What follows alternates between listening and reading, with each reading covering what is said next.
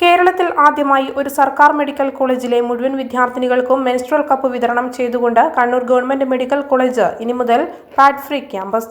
AICC വക്താവും Soya charitable trust ചെയർപേഴ്സണുമായ doctor Shama Muhammad college യൂണിയന്റെ നേതൃത്വത്തിൽ നടക്കുന്ന കപ്പ് ഓഫ് കെയർ ക്യാമ്പയിനുമായി സഹകരിച്ചാണ് പദ്ധതി നടപ്പിലാക്കിയത്.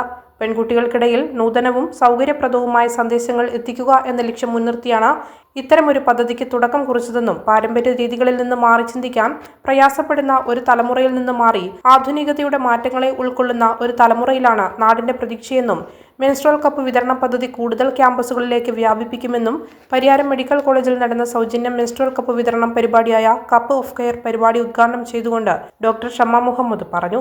College union chairperson Wajid K അധ്യക്ഷയായി.